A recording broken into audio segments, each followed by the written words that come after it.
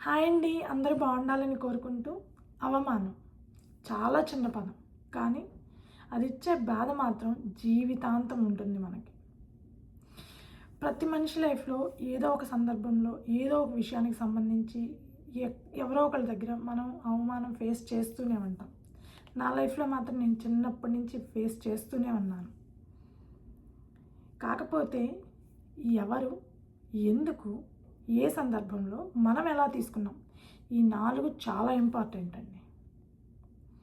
నా లైఫ్‌లో జరిగిన ఒక సింపుల్ స్టోరీ చెప్తాను. అయితే మనము ఎవరి దగ్గర ఫేస్ చేస్తున్నాం, ఎవరు మనల్ని అవమానిస్తున్నారనేది చాలా ఇంపార్టెంట్ అండి. బయట వాళ్ళ, అయిన వాళ్ళ.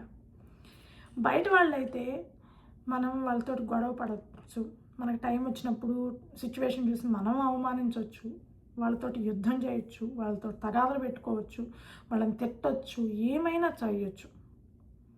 బట్ అయిన వాళ్ళైతే అలా చేస్తే పొద్దున్న లేచిన దగ్గర నుంచి ముఖముఖాలు చూసుకోవాలి. ఒక చిన్న ఫంక్షన్ ఉన్నా కూడా కలుస్తూనే ఉండాలి. ప్రతి విషయంలో అయిన వాళ్ళు మనకి అండగా ఉండాలి. అలాంటి అయిన వాళ్ళు అవమానిస్తే ఏం చేయాలి? రెండవది, ఎలాంటి సందర్భాల్లో జరుగుతున్నాయి? చిన్న చిన్నవా, పొరపాటుగానా, లేకపోతే ఏదో సరదాగానా, లేదంటే ఏదో ఒకసారి అలా జరిగిపోయిందా, లేకపోతే ఒకే విషయం మీద పదే పదే చేస్తున్నారా? అవి రెండు పాయింట్స్గా చూసుకోవాలి. మూడవది, మనం పాజిటివ్గా తీసుకుంటున్నామా, నెగిటివ్గా తీసుకుంటున్నామా? ఇది చాలా ఇంపార్టెంట్ అండి. పాజిటివ్గా తీసుకుంటే మనము ఒక స్థాయిలో ఉంటాం. నెగిటివ్గా తీసుకుంటే ఏమీ కాదు, మహా అయితే మనకు అందరూ దూరం అవుతారు. కానీ మీ లైఫ్లో కూడా ఏదో ఒక సిచ్యువేషన్లో ఇలాంటి ఫేస్ చేసి ఉంటే కనుక కామెంట్ చేసి చెప్పండి. ఎందుకంటే కొన్ని మనం అయిన వాళ్ళతో ఎవరితోటి పంచుకోలేము. కానీ బయట వాళ్ళతో పంచుకుంటే మన మనసులో ఉన్న బాధ, భారం అన్నీ దిగిపోతాయి. కాబట్టి మీరు ఎవరైనా మీకు జరిగిన ఇన్సిడెంట్ని, మీరు ఫేస్ చేసినవి, మీ బాధను తగ్గించుకోవడానికి షేర్ చేయాలనుకుంటే షేర్ చేయండి. ఇప్పుడు నా లైఫ్లో జరిగిన ఇన్సిడెంట్స్ గురించి చెప్తానండి. చిన్నప్పుడు అంటే నాకు బాగా ఊహ తెలిసే టైంకి మేము మిడిల్ క్లాసు కాదు, బిలో మిడిల్ క్లాసు కాదు, పూర్ ఫ్యామిలీ. పూర్ ఫ్యామిలీ అంటే ఏదో చిన్న ఇంట్లో ఉండడం అట్లా కూడా కాదండి. పొలాల్లో ఒక చిన్న పూరి గుడిసెలో ఉండేవాళ్ళం. మా చుట్టాలు పక్కాలు అందరూ వచ్చి పలకరించి వెళ్ళేవి. ఏంటి అంటే పాములు, జర్రులు అన్నీ, ఇంకా తేళ్ళు, మంటగబ్బలు అన్నీ మా చుట్టాలు అయ్యే పొలాల్లో. సో అవి వచ్చి ఎప్పుడు రోజు పలకరించి వెళ్ళేవి అనమాట. ఇంట్లోనే తిరుగుతూ ఉంటాయి అనమాట. సో అలాంటి పూరింట్లోనే నాకు ఊహ తెలిసే టైంకి బాగా మేము ఆ ఇంట్లోనే ఉండటం జరిగింది. సో చిన్నప్పుడు అయిన వాళ్ళే దూరం పెట్టేవాళ్ళు అనమాట. దేనికి కలవనిచ్చేవాళ్ళు కాదు, దేనికి సరిగ్గా పిలిచేవాళ్ళు కాదు, దేంట్లోనూ మమ్మల్ని ఇన్వాల్వ్ చేసేవాళ్ళు కాదు, ఇళ్ళకెళ్ళినా సరిగ్గా మాట్లాడేవాళ్ళు కాదు. అప్పుడు అర్థమయ్యేది కాదు, చిన్నవాళ్ళం కదా, అర్థమయ్యేది కాదు. ఎందుకు ఇట్లా చేస్తున్నారా, ఎందుకు ఎందుకు అని. ఏజ్ పెరిగే కొద్దీ అర్థం చేసుకోవడం మొదలుపెడితే 2 విషయాల్లో ఇలా ప్రతిసారి కావాలని అవమానిస్తున్నారని నాకు అర్థమైందండి. అదేంటంటే ఫస్ట్ది డబ్బు లేకపోవడం. మా దగ్గర డబ్బు లేదు కాబట్టి చాలా చులకనగా మాట్లాడేవాళ్ళు. చాలా అంటే చాలా చులకనగా మాట్లాడడం, తక్కువ చేసి చూడటం, ఏదో మేము వాళ్ళకి బానిసలమైనట్టు మాట్లాడటము, చాలా హీనంగా చూడటము, అసలు ఇంటికి పిలిచేవాళ్ళు కాదు, అందరిని పిలిచి మమ్మల్ని అవాయిడ్ చేసేవాళ్ళు. ఇట్లాంటివి కూడా ఉన్నాయన్నమాట. రెండవది, మా నాన్న చేసే పనిని బట్టి కూడా మమ్మల్ని తక్కువ చేసి చూడటం మాట్లాడారు. అది నేను చెవులారా ఫేస్ చేసింది. అంటే చెవులారా అంటే మొహానే అన్న విషయాలు అనమాట ఇవన్నీ. సో అవి అట్లా మనసులో ఉండిపోయినాయి. సో మా ఫ్యామిలీ అనేది ఎవరి మీద ఆధారపడో, ఎవరితో దోచుకొని తినలేదు. వాళ్ళ కష్టార్జితంతో వాళ్ళు మమ్మల్ని పెంచారు. స్టిల్ డబ్బు లేకపోవడం, మా ఫ్యామిలీ చేసే పనిని బట్టి కూడా వాళ్ళు అలా దూరం పెట్టడం మొదలుపెట్టారనమాట. ప్రతి విషయంలోనూ అదే జరిగేది. ఎవరో చేసిన తప్పుకి తలదించుకొని ఉంటున్నారు కదని పద్దాకలి ఎవరో ఇళ్ళల్లో ఏదో చిన్న తప్పు చేసినా అది వీళ్ళ మీద పెట్టి వీళ్ళని అంటాం. సో తలదించుకోవాల్సి వచ్చేదన్నమాట. ప్రతిదానికి తలదించుకొని ఉండేవాళ్ళు. ఇంటికొచ్చి బాధపడేవాళ్ళు, చాలా బాధపడేవాళ్ళు. అప్పట్లో నాకు చిన్నప్పుడు అర్థం కాలేదు కాబట్టి ఏజ్ పెరిగే కొద్దీ ఆలోచిస్తూ ఉంటే ఈ 2 కారణాల వల్లే. ఏంటంటే మాకు ఇంటికాడ ఇల్లు లేదు, పొలం లేదు. సో వ్యవసాయం చేయలేరు, కౌలుకి తీసుకోవాలంటే డబ్బులు కట్టాలి. సో ఆ కెపాసిటీ కూడా లేదు. అలాంటి సిచ్యువేషన్లో రెక్కల కష్టాన్ని నమ్ముకున్నారు. రెక్కల కష్టం రోజు కూలికి వెళ్ళేవాడు. సో ఇట్లా రోజు కూలికి వెళ్తే ఏం వస్తుంది, పిల్లల్ని ఎట్లా పెంచుతాం, పిల్లలు పుట్టారు ఏం చేయాలని. ఆ సిచ్యువేషన్లో అప్పట్లో నాకు గుర్తుంది, మద్రాసు నుంచి మేతకూలి బెరగుడ్లను తీసుకొచ్చి పల్లెటూళ్ళల్లో వదిలేసి, అంటే ఎవరికి కావాలో వాళ్ళకి ఇచ్చేవాళ్ళండి. దానికి మధ్యలో ఒక వ్యక్తి ఉంటారు, అక్కడ ఓనర్స్ దగ్గర నుంచి ఇక్కడ మేతకూలికి మేపే వాళ్ళ దగ్గర దాకా మధ్యలో ఒక వ్యక్తి ఉండేవాళ్ళు అనమాట.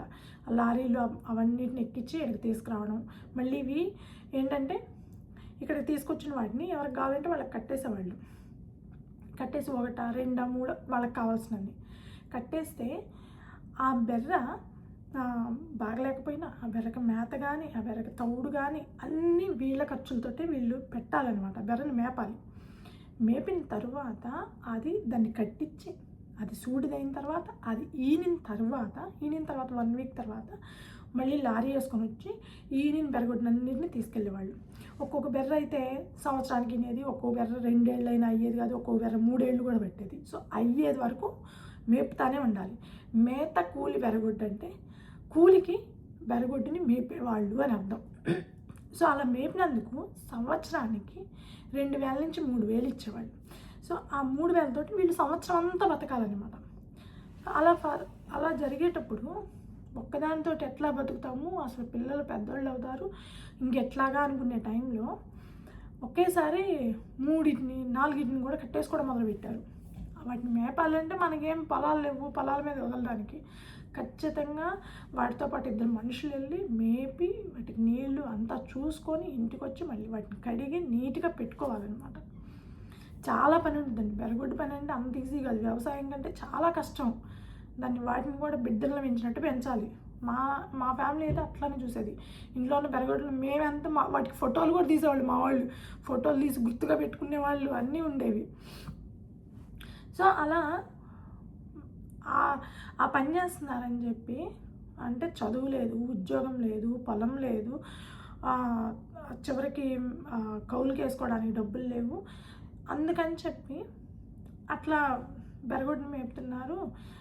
ఏముందిలే వాళ్ళు ఇంకా అట్లానే వాళ్ళు అసలు లెక్కలో నుంచి తీసేయాలి అన్నట్టుగా బిహేవ్ చేసేవాళ్ళు అనమాట. సో అలా జరుగుతూ ఉండేది. నాకేమో అర్థమయ్యేది కాదు ఎందుకు అనేది. కలవనిచ్చేవాళ్ళు కాదు, అసలు పిల్లలు కూడా కలవనిచ్చేవాళ్ళు కాదు. దేనికి శుభకార్యాలకు కానీ దేనికి ఏదో బయట వాళ్ళని పిలిచినట్టు పిలిచేవాళ్ళు అనమాట. ఇంట్లో వాళ్ళని పిలిచినట్టు అస్సలు పిలిచేవాళ్ళు కాదు. బయట వాళ్ళతో పాటు ఈక్వల్గా పిలిచేవాళ్ళు అనమాట. అయిన వాళ్ళు కొంతమంది హెల్ప్ చేశారు. అంటే అందరూ ఇట్లా ఉండరు కదండి, కొంతమందిలాగా ఉండరు కదా. కొంతమంది హెల్ప్ చేశారు, కొంతమంది హెల్ప్ చేసిన తర్వాత నానా రకాలుగా మాట్లాడారు. మేము చేసాము, మాకు హక్కు ఉంది, మేము తిడతాము, మేము ఏమైనా అంటాము, మీరు పడండి అనే పద్ధతిలో కూడా అన్నవాళ్ళు ఉన్నారు.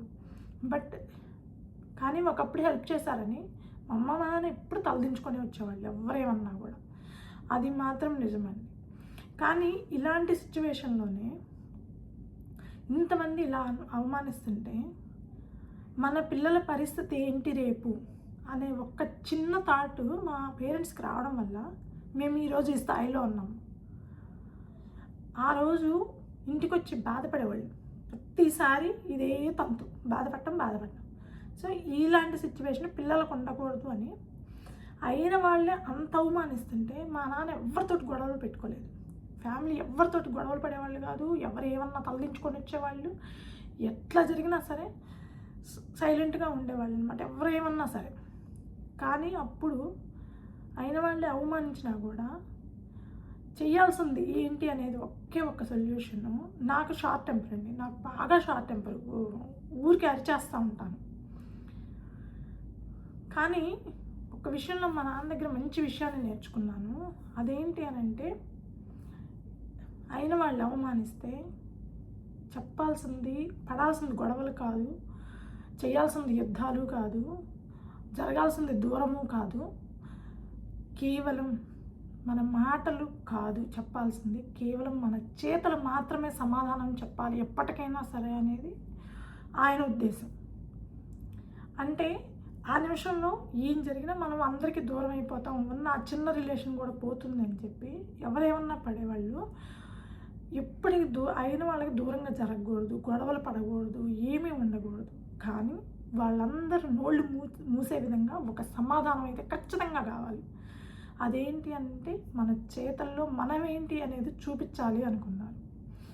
సో అలా చూపించాలి అనుకున్నప్పుడు వాళ్ళు చేసింది పిల్లలిద్దరిని బాగా చదివించడం, చిన్న ఇల్లు వాళ్ళు సొంతంగా కట్టుకోవడం.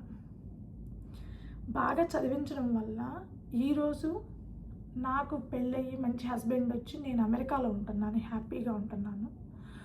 మా అన్నయ్య మంచి జాబ్ చేసుకుంటూ నలుగురిలో మంచిగా అనిపించుకుంటూ మంచి పొజిషన్లో ఉన్నారు. సో వాళ్ళు అవమానించిన దానికి మా నాన్న చెప్పిన సమాధానం పిల్లలు మంచి స్థాయిలో ఉంచడం. ఈరోజు మమ్మల్ని ఎవరైతే అంత హీనంగా చూశారో వాళ్ళతోటి ఈక్వల్గా ఉన్నాం, కొంతమంది కంటే కొంచెం బెటర్ పొజిషన్లోనే ఉన్నాం.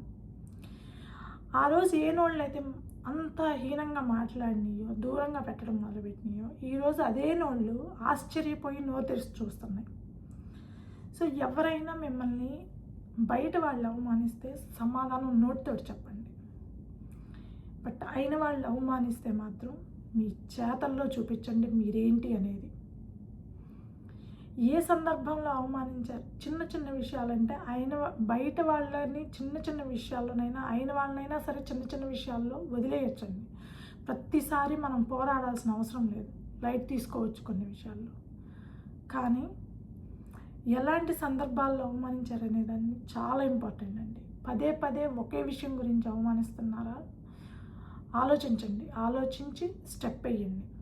కానీ అయిన వాళ్ళు అవమానించడం మొదలు పెడితే చాలా దారుణంగా ఉంటుందండి అది ఫేస్ చేయడం. మన చేతల్లోనే వాళ్ళకి సమాధానం ఎప్పటికైనా సరే చెప్పాలి.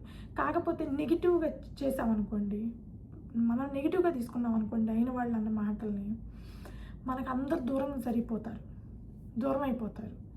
కానీ దూరం అవ్వకూడదు, రిలేషన్స్ ఎప్పుడు దెబ్బతినకూడదు. అలా కాకుండా బట్ వాళ్ళకి సమాధానం చెప్పాలి అంటే ఖచ్చితంగా మనం చేతల్లోనే చూపించాలి. అది మన లైఫ్లో మనం బెటర్ స్థాయికి వెళ్ళి చూపించాలి. అది పాజిటివ్గా తీసుకునే వ్యక్తులు అలా ఆలోచిస్తారు. సో మీరు కూడా మీ అయిన వాళ్ళ చేతుల్లో అవమానాలు పడితే మాత్రం పాజిటివ్గా తీసుకోండి, పాజిటివ్గానే వాళ్ళకంటే మంచి స్థాయికి వెళ్ళి చూపించండి. అప్పుడే కొన్ని నోళ్ళు మూతలు పడతాయి, కొంతమంది బుద్ధులు మారుతాయి, కొన్ని అవమానాలు దూరం అవుతాయి. లేదంటే అలాగే జరుగుతూ పోతుంది మన ప్రాణం పోయే వరకు. ఎప్పుడైనా సరేనండి, ఏ సందర్భంలోనైనా సరే, ఏ విషయమైనా సరే అవమానం అనేది చాలా బాధనిస్తుంది. కాకపోతే మనం పాజిటివ్గా తీసుకుంటే ఇప్పుడు మేము ఎలా హ్యాపీగా ఉంటున్నామో, దీనికి చాలా టైం పట్టిందండి. ఆ అవమానించిన వాళ్ళకి మేము ఈ స్థాయికి రావడానికి చాలానే టైం పట్టింది. టైం పడుతుంది, ప్రతిదానికి టైం పడుతుంది. కానీ టైం పట్టినా కూడా మనం ఏంటో నిరూపిస్తేనే వాళ్ళకి తెలిసి వస్తుంది. సో ఎవరైనా మిమ్మల్ని అయిన వాళ్ళు అవమానిస్తే మాత్రం ఖచ్చితంగా పాజిటివ్గా తీసుకొని మీరేంటో చూపించండి. నాకు తెలిసిన పద్ధతి అయితే అది అని చెప్తున్నానండి. సో మీ జీవితంలో మీరు ఎవరైనా సరే ఇలాంటి పెద్ద అవమానాలు ఫేస్ చేశారా? చేస్తుంటే కనుక ఎలాంటి సిచ్యువేషన్లో చేశారు? మీరు షేర్ చేసుకోవాలనుకుంటే తప్పకుండా షేర్ చేయండి. ఈ వీడియో మీకు నచ్చుంటే కనుక, మీరు కొంతమంది అయినా ఆలోచించగలిగేటట్లు చేశాను అనుకుంటే కనుక లైక్ చేయండి తప్పకుండా. సో ఇదండి నా ఒపీనియన్, కేవలం నా ఒపీనియన్. ఈ వీడియో మీకు నచ్చుంటే సబ్స్క్రైబ్ కూడా చేసుకోండి, లైక్ చేయండి, హైప్ కూడా చేయండి. Thank you.